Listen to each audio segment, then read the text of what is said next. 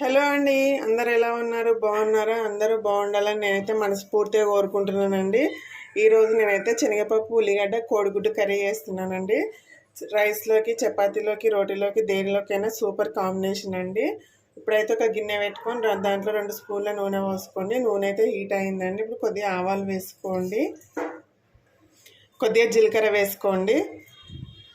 జీలకర్ర ఆవాలు ఫ్రై కానివ్వండి. ఇప్పుడు కట్ చేసిన ఉల్లిపాయలు వేసుకోండి. ఒక 2 ఉల్లిపాయలు తీసుకునండి. కొద్దిగా కరివేపాకు వేసుకొని ఉల్లిపాయలు అయితే ఫ్రై చేయండి.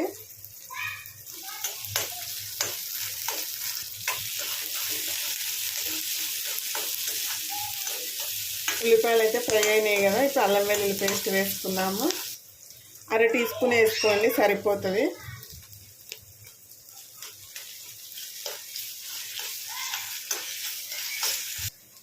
ఒక 1/2 టీ స్పూన్ పసుపు వేసుకోండి. కర్రీ అయితే చాలా బాగుంటుందండి. శనగపప్పును ఉడకబెట్టుకొని వేసుకున్నా సరే, లేకపోతే ఒక 1/2 అవర్ నానబెట్టుకొని వేసుకోండి. నేనైతే ఉడికించుకొని వేసుకుంటున్నాను. ఇప్పుడు దీంట్లో వేసుకోండి శనగపప్పును.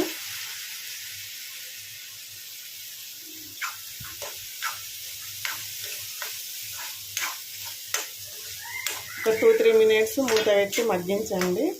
పప్పు అనేది ఆయిల్లో ఫ్రై అయితే చాలా టేస్టీగా ఉంటుంది. చూడండి, శనగపప్పు అనేది ఆయిల్లో బాగా ఫ్రై అయింది కదా. ఇప్పుడు కారం వేసుకుందామండి. దీంట్లో 1 టీ స్పూన్ కారం వేసుకోండి.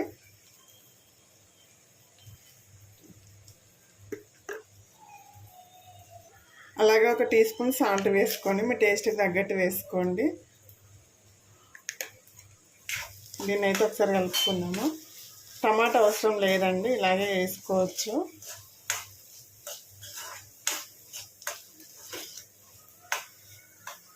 ఈ కారం ఉప్పు అనేది 1 నిమిషం ఫ్రై కానివ్వండి శనగపప్పు ఉల్లిగడ్డతో అయితే.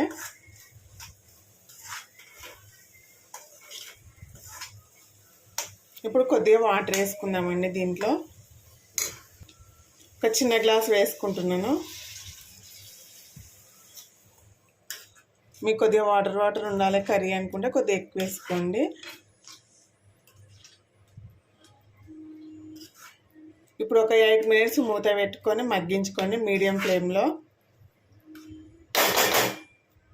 చూడండి, పప్పు అయితే ఉడికిపోయిందండి. ఇప్పుడు ఇందులో ఉడికించిన ఎగ్స్ వేసుకుందాము.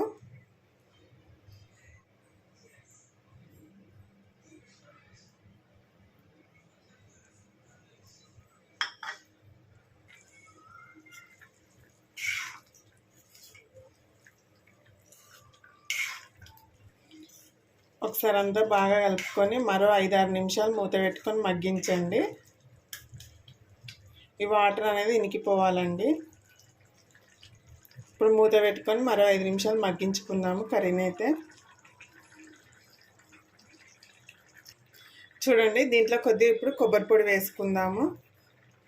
మీ దగ్గర పచ్చి కొబ్బరి ఉన్నా వేసుకోండి, చాలా టేస్టీగా ఉంటుందండి పచ్చి కొబ్బరి వేస్తేనైతే. కొద్దిగా వేసుకోండి. 1/2 టీ స్పూన్ ధనియాల పొడి వేసుకోండి. ఒక 1/4 టీ స్పూన్ జీలకర్ర పొడి వేసుకోండి. దీన్ని అయితే ఒకసారి కలుపుకుందామండి.